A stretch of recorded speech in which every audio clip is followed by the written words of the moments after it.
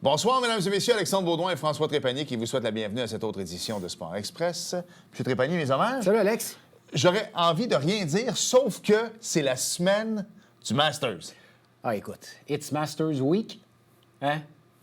Écoute, Dédé à la maison, qui fait le montage de l'émission, va sûrement nous mettre des airs de fête avec le veston vert, un grand fan de golf également. Écoute, je lisais une entrevue avec Chichi Rodriguez qui disait que la veille de sa première ronde au Masters, il était tellement stressé qu'il s'est claqué une bouteille de rhum au complet. Ah boy. Il dit le lendemain, c'est le 83 le plus joyeux qu'il a joué de toute sa vie. 83? Oui, mais le plus joyeux, lui, était... Je comprends. Mais j'avoue qu'il y en a quelques-uns que le bâton sera très lourd. Et ce sera le premier tournoi. On va voir Tiger avec son nouveau branding. Oui, j'ai hâte de voir ça. Hein? Tiger, pas en Nike, ça fait drôle. T'as raison. Ouais. Hey, c'est un beau show cette semaine, Trap. Absolument. Jelly and Ice, hein, tournoi de roller hockey qui s'en vient, tournoi de golf. On reçoit Thomas Gagnon en première partie et Éric Gélina en deuxième partie. Et vous allez comprendre que j'ai pas mon chandail. Bienvenue à Sport Express.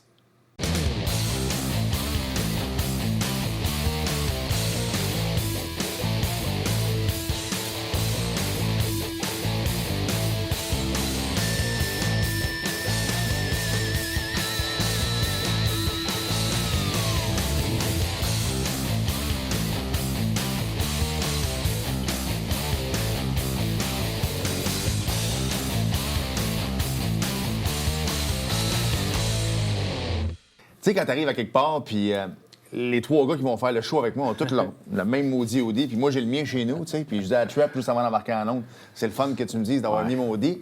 Mais c'est pas grave, on va parler de la fondation. Nous autres, on est sur le conseil d'administration. Non, mais c'est bon, mais je te l'ai là-dessus. dit, moi, de te repartir avec la calotte, je cherche-la pas, mais que tu parles. Pense pas et pas en moi. Thomas Gendron est avec nous, salut. Gagnon. Gagnon, excuse-moi, parce que j'étais sur un autre Gendron. Salut, Tom. Salut, Thomas, ça va bien? Ça va bien, vous autres? Yes, ça va bien, merci. Nous, on se connaît pas, mais visiblement, tu connais Trap, tu connais notre invité de deuxième partie, Éric Gélina. Est-ce que ça fait longtemps que tu es impliqué dans la fondation? Non, j'ai commencé cette année. En fait, Éric, ça fait longtemps qu'on est amis, là, des amis d'enfance. J'avais envie de m'impliquer, j'avais envie de pouvoir aider. Puis j'avais toujours donné un petit coup de main ici et là à Dans Éric, l'ombre. mais dans l'ombre. Puis cette année, Éric m'a fait la demande. Fait que j'ai pas eu le choix de dire oui. Et là, on va parler d'un tournoi de roller hockey qui va avoir lieu pour le Fonds jeunesse Jelly and Tu Ice. vas-tu C'est une jouer? première. Non, je vais aller faire mon tour. Mais je non, ne mais parce que jouerai déjà pas. sur patin, je Mais- t'imagine, mais patin à roue alignée. Ben écoute, même toi, je pense que tu aurais des difficultés. Alors, On parlait de j'aurais joueurs qui seraient là. Le calibre va être bon. Thomas, parle-nous un peu du tournoi. Samedi 1er juin, mettre à votre agenda, ça va être un super beau tournoi. Première édition. Côté Je pense Carignan. Oui, à Carignan, sur le centre multifonctionnel. Ouais. Donc, nouvelle... Non, c'est très beau. C'est super beau avec le toit. Donc, Ouais. tu sais, rain or shine, s'il fait beau, s'il fait pas beau, on peut jouer. Donc, ça, c'est une bonne affaire vu que c'est à l'extérieur, on sait jamais avec la température. Mais non, ça va être notre première édition. On est super confiants. On a une super belle journée d'organiser. Les familles vont pouvoir venir. Il va y avoir de la musique, un DJ, il va y avoir animateur. On a déjà plein d'équipes d'inscrits.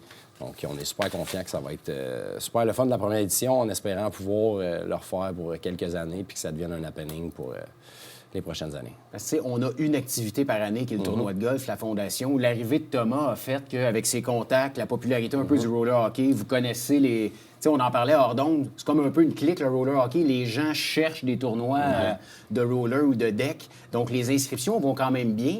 Puis, est-ce que ça s'adresse à Monsieur Tout-le-Monde? Ou parce que tu me nommais des noms tantôt de gars qui ont joué pro, qui vont être là. Est-ce que Monsieur Tout-le-Monde peut aller jouer? Bien, c'est sûr. Ça va être un tournoi, comme on le dit, c'est un tournoi pour une fondation. Là. Je veux dire, on veut ramasser des fonds puis que ça soit la journée la plus fun possible. Si n'importe qui veut s'inscrire, il n'y a aucun problème. On va pouvoir... ils vont pouvoir s'amuser puis jouer dans le tournoi sans problème. Tu sais, moi, j'ai jamais joué à votre niveau, mais j'ai quand même joué un bon niveau de hockey quand même. Puis tu parlais de rollerblade. Moi, quand j'ai fait ça au Vieux-Port, ça allait bien. Là. Jusqu'à temps que j'arrive dans le coin, puis moi, dans ma tête, il fallait que j'arrête. Fait que j'ai décidé d'arrêter comme des patins de hockey. Écoute, j'ai reviré. Avais-tu des coudes? Ben non. Fait que ça n'a pas bien été mon affaire, mais tu parlais de deck parce que c'est comme la nouvelle sexe ça, depuis quelques années, puis Burroughs, comme avec sa coupe et tout ça, tu sais, ben des gars qui sont allés là, Jonathan Huberdeau qui est sa compagnie Napper et tout ça. Est-ce que vous avez pensé faire deck et qu'est-ce qui a fait que vous êtes allé vers le rollerblade? On y a pensé, Eric, puis moi, ça fait des années qu'on joue à ça, le roller hockey. On a joué quasiment tous nos étés, là, même dans ces off-season, on avait des petites ligues ici, là, à Richelieu, qu'il y avait dans le temps, puis on avait notre petite clique, puis on voulait ramener ça un petit peu parce que c'est un sport qui est incroyable. Là. Moi, je le dis, j'aime quasiment plus ça que le hockey sur la glace, là, parce que t'es dehors, t'es au soleil, c'est le même sport, mais à l'extérieur. C'est spectaculaire. Donc, c'est spectaculaire aussi. C'est pas facile. C'est pas facile à jouer, mais ça reste que le deck reste encore une possibilité. Pour cette année, on a décidé d'y aller juste avec le roller hockey. Mais d'après moi, ça reste en discussion pour l'année Qu'est-ce que tu dis qu'on peut pas faire les deux? Ben exactement. Peut-être l'année prochaine, mettre les deux, mettre un tournoi de roller, un tournoi de deck hockey. Donc, Attends, tu as dit quoi, par exemple? Tu as dit le mot mix dans ton affaire. Est-ce que les filles peuvent y aller?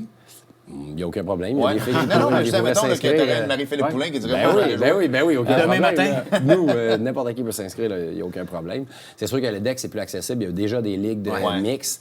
Est-ce que l'année prochaine, on va faire ça? Peut-être. On est ouvert à n'importe quelle suggestion. Là. Si les gens veulent des informations, veulent s'inscrire, une meilleure façon de te rejoindre pour avoir des infos? Mon numéro de téléphone, 514-622-1470. Il y a mon courriel aussi, gagnon-thomas71@gmail.com. Sinon, Messenger. Exactement. La page de la Fondation. Oui, la page de la Fondation, on va me mettre en contact puis on va pouvoir vous aider. Là. Super. Tu sais, tu l'as dit, tu connais Éric depuis longtemps, tu es un gars de hockey, tu baignes là-dedans depuis longtemps.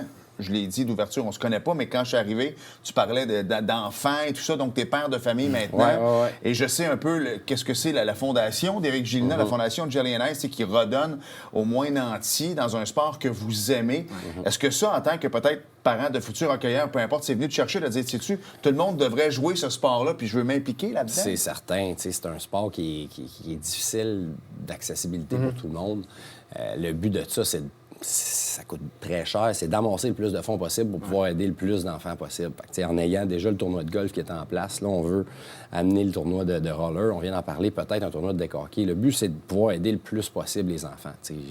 Est-ce que mon gars va jouer au hockey? Peut-être, on verra. Je pense que oui. Il aime ça. Il joue dans la rue en masse, mais c'est sûr que s'il veut jouer, je vais vouloir l'inscrire. C'est beaucoup de coûts, donc on veut pouvoir aider le plus de personnes possible. Je veux qu'on parle d'autres occupations que tu as. Tu travailles pour le Collège André Laurando en D2 au hockey. On a reçu Claude Morin il y a quelques semaines ici. On a parlé des différents programmes d'André Laurando. Gros week-end qui s'en vient pour vous autres? Oui, on s'en va au Final Four, donc les 4 dernières équipes restantes des séries éliminatoires. Donc, c'est un match, c'est comme le programme américain, dans le fond. Un match, demi-finale samedi. On va affronter Rimouski. Puis après ça, on verra si on peut jouer le lendemain pour la finale. On espère bien. Un match, on ne sait jamais. Moi, c'est ma première année avec le Cégep André Laurando. Je suis assistant coach. Je m'occupe des défenseurs, de tout ce qui est unité spéciale. Comment tu t'es retrouvé là, Tom? On dit souvent que le hockey, c'est un réseau de contacts. J'avais déjà travaillé avec Bruno Gladu, qui est l'entraîneur-chef. J'avais travaillé pour lui pour la compagnie Grit. Je cherchais un entraîneur de défenseur, ce que j'avais fait plus longtemps avant. Des dernières années, j'étais entraîneur-chef à Jean de Lamennais, mais c'était quelque chose qui m'intéressait de revenir entraîneur plus spécialisé avec les défenseurs. Donc, il m'a approché, puis j'ai pas eu le choix de dire oui. Comment se porte le collégial? Parce que, je te le disais hors d'onde, je suis quand même gouverneur des Remparts du Richelieu. Grit, là, tu viens de me dire Grit. J'ai des filles qui vont chez vous l'été. Mais moi, je suis surtout, tu sais, comme je te disais, D1, D2 au niveau hockey féminin dans le collégial, parce que c'est comme notre seule porte. Si tu vas aller jouer universitaire ou si tu vas aller jouer NCAA un jour, ben, t'as pas le choix de jouer collégial quand tu sors de ton midget 3. Mais les gars, des fois, c'est une tendance qui était moins populaire, qui était moins Hollywood un peu. Mais là, tu sais, on a vu les Patriotes de l'UQTR en finale, championnat canadien contre le Nouveau-Brunswick, qui avait une machine de hockey, des gars qui ont joué dans Q, des Québécois qui sont allés jouer au Nouveau-Brunswick. Même moi, j'étais comme, voir que les gars s'en vont là, Nouveau-Brunswick, il me semble, je m'attendais pas à ce que ce soit une équipe championne de même, mais c'était toute qu'une machine. Comment se porte le hockey collégial masculin au Québec? Ça va super bien. Le calibre est très fort. Là. Même on voit souvent là, des joueurs qui sont au D2, puis l'année suivante, ben ils se font offrir tout de suite un poste junior 3, même si ça n'a pas été des joueurs qui ont tout cassé dans le calibre. Puis ça, D2, c'est en bas du D1. Là. Donc, nous, on regarde, on a notre D1, notre D2, qui se chevauchent, puis les gars peuvent monter, descendre, selon tu peux les remplacements. Oui, exactement. Nous, on est chanceux, on a les deux. Donc, on a D2, D1. Donc, s'il manque quelqu'un, s'il y a des blessés, ben pour nous, c'est moins le fun parce que c'est un peu comme le Rocket de Laval. Là. Si tu en as 4 qui doivent monter, bien, toi, tu t'organises, puis c'est de même que ça fonctionne. Mais le réseau va super bien. Ce qui serait le fun, ça serait de développer le réseau universitaire un petit peu plus au Québec là, pour avoir... Il y a des bonnes rumeurs. Comme est-ce que le Noir, est-ce que l'Université Laval s'en viendrait là, Trois-Rivières, des places comme ça? Ça prendrait ça. Bien, ça prendrait ça. Puis pas nécessairement seulement pour le D1, mais peut-être il y a un début de universitaire D2. Ouais. Ça serait le fun que ça se développe puis que les universités embarquent parce que les gars sortent du collégial puis il reste l'hockey senior. Là. J'ai rien contre l'hockey senior, je joue là-dedans. Tu joues là-dedans. Mais c'est le fun de pouvoir continuer tes études puis d'avoir une porte qui s'ouvre pour eux parce qu'il y a 3 équipes aux Division 1. Là. Puis c'est principalement des top juniors majeurs qui se ramassent là. Donc, est-ce qu'on devrait... Parce qu'au Québec, on est fort là-dessus, tu sais. Midget 3A, là, après ça, ils se sont fait des 3 DT. Puis on dirait que le mot 3A est devenu moins péjoratif. Maintenant, tu parles de D1, D2. Ah non, D2, moi, je veux pas aller jouer là. Ouais. Aux États-Unis, tu regardes NCAA Division 1, il y en a des millions, puis tu peux aller, mettons, à Dartmouth, puis 2 km plus loin, t'en as un autre, il est Division 1, il joue pas dans la même Big Ten, les conférences.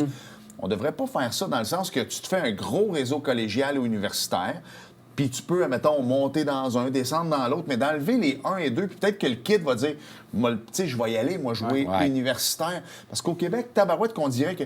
J'ai déjà fait une joke à quelqu'un, il disait, je me pars un 4A, écoute 4A, il dit, j'ai du monde pour toi. Voyons, ça n'a pas d'allure. On est fort là-dessus au Québec, hein. Si c'est pas Division 1 ou 3A, on y va de reculons. Bien, on l'a vu dans les dernières années, là, c'est très polarisant en ce moment, là, tout ce qui se passe. Je pense que... On sait qu'il y a des changements qui doivent être faits pour que ça s'en aille un petit peu plus vers l'école, ces trucs-là, mais on espère que ça se passe bien puis que justement, si on peut avoir juste du D1 puis que tout le monde soit là, ça serait vraiment le fun. T'sais, nous, dans notre division, on est 5 équipes à Montréal, donc on joue contre des collèges qui sont un à côté de l'autre, mais est-ce qu'on pourrait en avoir plus? Peut-être, puis ça serait excellent pour les joueurs de hockey, là. Il reste 2 minutes, je veux qu'on parle un peu. Tu as dit que tu joues au hockey senior, tu joues dans la même ligue. On a reçu Mario Duquette de l'équipe de Mercier ici qui nous a parlé de la ligue. Ligue quand même très compétitive. Tu joues du côté de Farnham. Comment s'est passée la saison ou les séries pour vous autres? Bien, on s'est fait éliminer en 7 contre Vaudreuil, qui ont une excellente équipe, ils sont en finale. Donc, on a perdu en demi-finale, ils s'en vont en finale, eux autres, la série 1-1 contre Waterloo. Ça va être une très bonne finale, là. C'est 2 excellentes équipes. Nous aussi, on avait une excellente équipe, perdu en 7. Calib est très bon, Thomas, on ne se cachera pas. Ouais, ça joue du bon hockey encore. Les jeunes sont de plus en plus vite, puis bon, donc pour un gars vieillissant comme moi, c'est un challenge, mais... non, c'est encore le fun de jouer, c'est un bon calibre, c'est plus propre aussi. Là, si je reviens là, quasiment 15 ans, mais début des années seniors, c'était plus des ligues de chamoyage, mettons. Donc là, ça ressemble vraiment à du hockey qui bouge. Nous autres, on a connu le début des Aigles de Saint-Jean, fait qu'on peut te le dire, c'était plus que du chamoyage. Exactement. On savait à quelle heure on rentrait à l'aréna, on savait pas à quelle heure on partait à la maison. Ça, c'est le fun. J'ai des games, des fois, qu'on s'est ramassé dans la chambre à la fin de la game à checker. On est déjà sorti, la game a duré 2 heures. Hey, dans le senior, là, c'est quasiment impossible. Fait que c'est du beau hockey, ça joue très rapide. Puis on a perdu en 7, mais c'est des choses qui arrivent, on a fait de notre mieux, puis les gars ont super bien joué aussi, donc c'est la vie. Et on parlera 30 secondes de moins avec Rick, il va nous le pardonner quand même. Mais c'est tellement un grand parleur. Ça se peut qu'il vienne sur le plateau et qu'il dise hey, tu m'enlèves. Il était même pas supposé avec Ben non, c'est ça. En plus, là, il lève la tête, il fait comme il a nommé mon nom. Tu as dit Grit tantôt, je veux t'entendre sur le hockey féminin 30 secondes. T'en côtoies des filles depuis quelques années, là, avec la nouvelle PWHL et tout ça.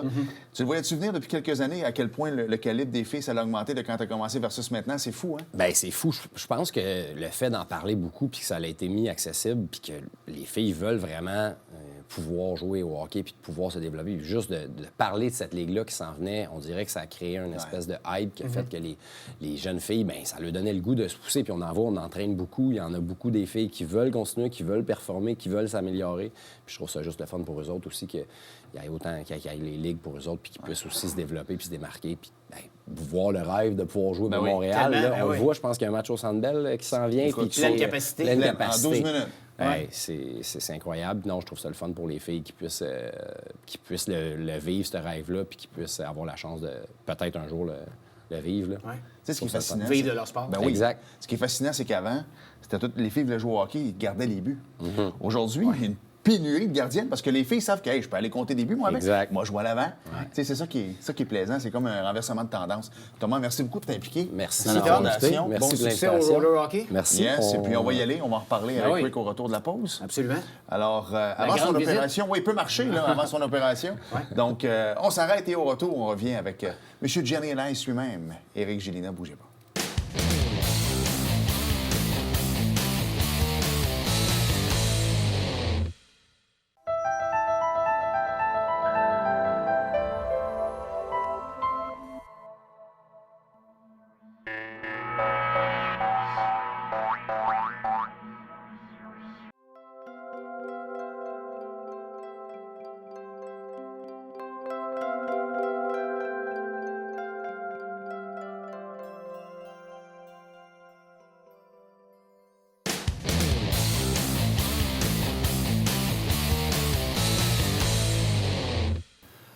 On va commencer la deuxième partie avec un joueur qui revient depuis 2 semaines de la Suisse.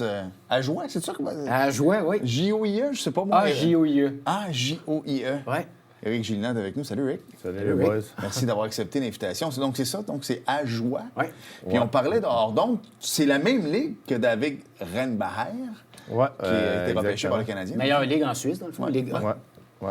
Pas les 2 meilleures équipes, par contre. Non, c'est ça, parce que vos 2 équipes, les gens qui ont suivi un peu l'arrivée en Amérique du Nord de David Renbacher, dans le fond, c'est qu'il devait peut-être y avoir une espèce de tournoi de relégation en Division B.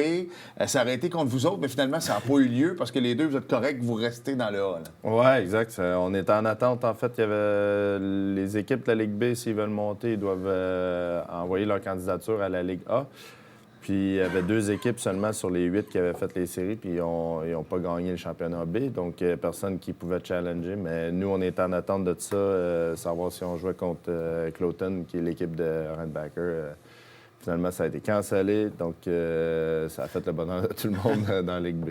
Ça n'a pas été une saison, Rick, on s'entend, là, ça fait longtemps que tu joues au hockey. Ça n'a pas été la meilleure saison au niveau de la qualité de l'équipe. Là, vous étiez pas compétitif, on se le cachera pas. Là. Est-ce que c'était quand même agréable de jouer au hockey à Ajoie cette année ou tu avais hâte que la saison finisse? Ça a été un mix de plusieurs choses Des blessures ensemble, aussi, tu sais? Oui, les blessures, ça a été quand même relativement correct juste à la fin de la saison, parce que j'ai commencé à ressentir mon autre hanche. Mais ouais, le niveau de l'équipe était nettement inférieur aux autres. Ouais. Je pense que sur 52 games, on a gagné 12 seulement. Fait que ça a été long côté résultat. Il y a aussi le règlement Des étrangers. Seulement 6 peuvent être habillés durant un match. On en avait 7, donc il y avait toujours une rotation. Puis étant donné le fait qu'on marquait pas de but, puis nos joueurs d'attaquants suisses n'étaient pas à la hauteur, donc on habillait 5 étrangers à l'attaque, donc seulement 1. On était 2 défenseurs, donc on alternait. Fait que même si j'étais en santé, je sautais des matchs des fois. Donc, je te dirais que le pourquoi que je suis allé avec cette équipe-là, c'était de me relancer puis de remontrer que j'étais en santé puis que je pouvais jouer et tout. Finalement, ça jouait contre moi parce que justement, il y avait le problème des plus d'étrangers passés. Fait qu'en gros, c'est une année que je suis quand même content avec mes performances à moi, comment je me suis senti tout au long de la saison. Mais ouais, côté équipe, c'était plus difficile un peu. Là, tu nous parles un peu du calibre dans la Ligue A en Suisse. C'est la ligue la plus forte, une des ligues les plus fortes en Europe. Juste dans ton équipe, vous avez eu 12 victoires, mais il y avait Daniel Audette qui a joué pour le Rocket de Laval, Frédéric Gauthier qui a joué pour les Maple Leafs de Toronto, toi-même. C'est quand même une ligue compétitive. Il y a des gros noms dans cette ligue-là. Là. Oui, c'est la ligue la plus recherchée des joueurs de hockey quand ils traversent en Europe. Je pense que côté qualité de vie ou les voyagements, c'est minime. Là. Pas d'avion, je pense. Non, c'est ça. Notre plus long ride d'autobus, c'était 3 heures, 3 heures et demie, je pense. Puis eux, ça se plaint là-bas quand on fait le 3 heures et demie. Ils n'ont pas vécu la Ligue américaine? non plus le junior majeur des fameux 24 heures là, d'autobus, mais... Ouais, fait que c'est la ligue la plus convoitée, c'est la ligue la plus dure à rentrer en raison du règlement des étrangers. Fait que je pense que les joueurs étrangers, c'est tous des gars qui ont joué, s'ils n'ont pas touché à la Ligue nationale, ils ont joué dans des ligues américaines ou en KHL même, où il y en a beaucoup maintenant des Finlandais. Donc, non, ça joue du gros hockey. Parle-moi un peu de l'intérieur, un peu de la Ligue. Tu parlais un petit peu des joueurs étrangers dont tu faisais malheureusement partie. Mais tu sais, on suivait un peu plus la Ligue parce que, David Renbacher jouait là. Ça a été comme, pas un scandale, là, mais quand il était repêché 5e, personne s'en attendait, mettons. Et quand il est arrivé ici avec le Rocket, les gens disaient que les coachs là-bas, l'équipe se fout un peu de où est-ce que tu as été repêché puis où est-ce que tu vas aller. Tu sais, dans le sens que lui, même s'il voulait montrer son aspect offensif, s'il lui disait de jouer de telle façon, le Canadien n'avait rien à voir dans le sens qu'il jouait de cette façon-là. Tu sais, comme lui, depuis qu'il est arrivé à Laval, on voit un aspect offensif qu'on n'a pas vu de l'année en Suisse. C'est un peu comme ça que ça marche en voulant dire, c'est our way or the highway? Oui, un peu dans un sens où clairement, tu as des gros investissements avec des joueurs qui sont suisses, qui eux, ils doivent remplir un rôle côté offensif comme le power play, par exemple. Je pense que lui, si je ne me trompe pas, il jouait sur le 2e power play. Mais il y a aussi, je ne sais pas comment que ça s'est passé pour lui, je ne parlerai pas pour lui, je parle pour moi. Quand je suis rentré avec l'Organisation des Canadiens, mais on m'a demandé de changer plusieurs choses dans ma game à moi. Je sais pas si eux, ils étaient là derrière puis ils travaillaient avec les coachs. Tu sais, faut que tu travailles ici, faut que tu travailles ça. Parce que je pense que si j'avais de la petite boule de cristal, ça sera pas lui le gars de Powerplay à Montréal. Non, Il faut pas se faire des attentes de Ryan Backer, c'est le sauveur Powerplay. Je pense qu'il y a d'autres gars qui vont avoir ce rôle-là. Donc, peut-être l'intérêt du Canadien de Montréal de le faire développer un autre côté de sa game puis d'être plus mature, d'être plus responsable défensivement sans nécessairement perdre son côté offensif. Je pense que c'est avantageux pour eux de développer. Fait que je pense que tu regardes. Puis en même temps aussi, lui aussi, il y a une équipe... Bizarre, 3 changements d'entraîneur. Ouais, c'est ça. Fait que, il y a plusieurs choses que tu peux regarder que tu te dis, ouais, OK, c'est vrai. Là, je pense que j'ai joué les matchs contre, j'ai pas vu, boy, OK, il est plus capable de jouer. Je pense que les médias puis les tout, ils l'ont pas mal plus dégradé que qu'est-ce que ça peut avoir de l'air. Mais t'en as vu des joueurs, est-ce que le gars avait l'air d'un NHLer dans une couple d'années?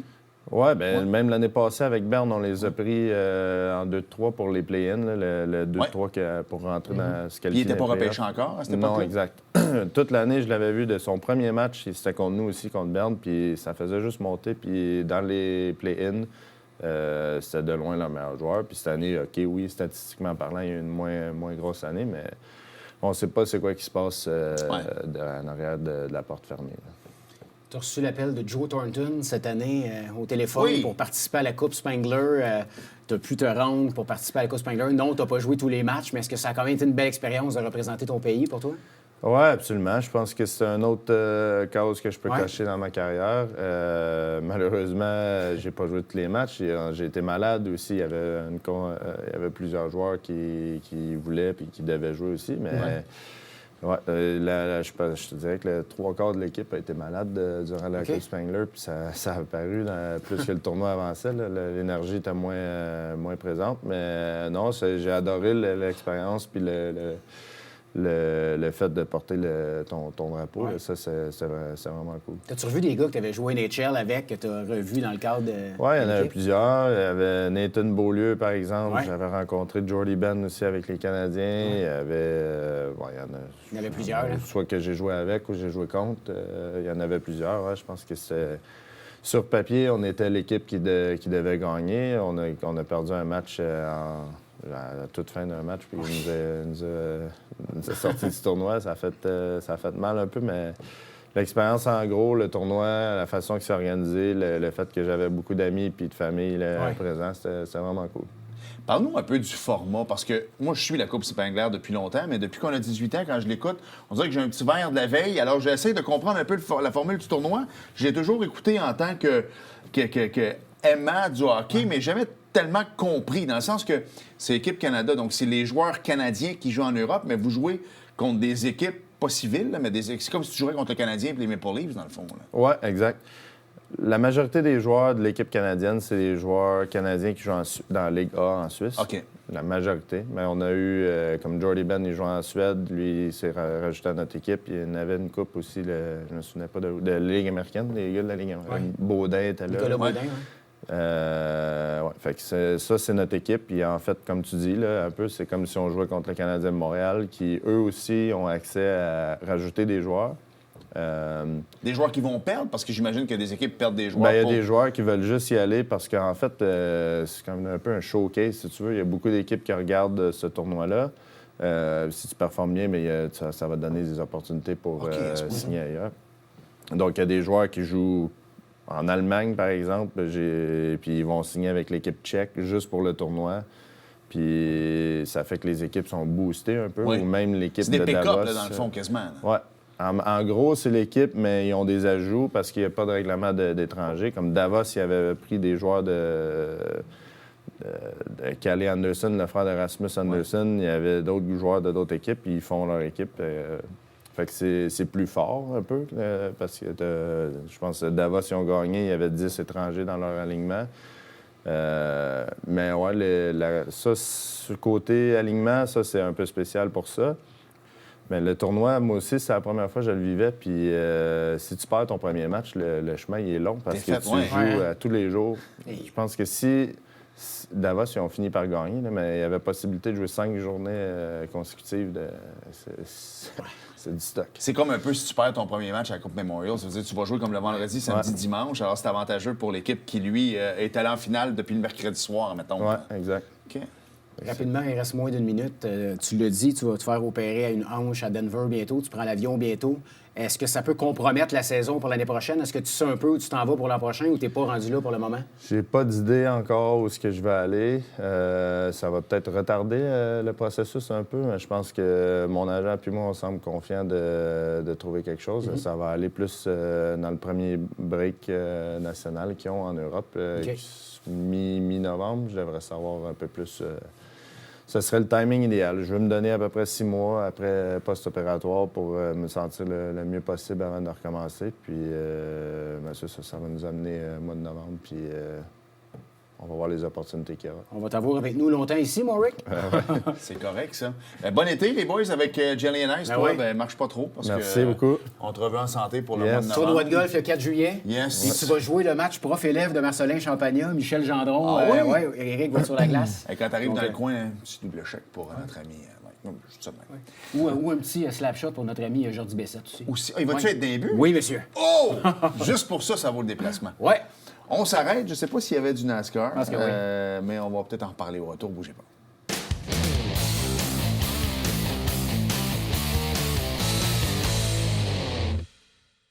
Hey, Trap, j'ai pas mes lunettes. C'est plate. Mais il y avait une course. C'était le Cookout 400. Ah, finalement, t'es là. Louis, le Cookout. Les autres, ils se font comme... Hey, Cookout. C'est good. On va appeler ça. Cookout 400 à Barnesville. Qui a gagné ça? C'est William Byron qui a terminé premier, Kyle Larson deuxième, Chase Elliott troisième, Bubba Wallace qui a terminé quatrième et Ryan Blaney a terminé cinquième. La prochaine course, c'est le Autodrade Eco Park Automotive 400. Ça fait Texas, ça. Ouais, non mais il n'aurait pas pu appeler ça le AEA, je sais pas moi non, le Autotrade Eco Park Automotive 400. Durant le temps qu'ils ont terminé de dire le nom, la course est finie. C'est fou pareil. C'est au Texas Motor Speedway. Yeah. Ça doit être au Texas. Oui. Merci François. Merci Alex. Merci à vous d'avoir été là et on se reparle la semaine prochaine. Salut. Bye.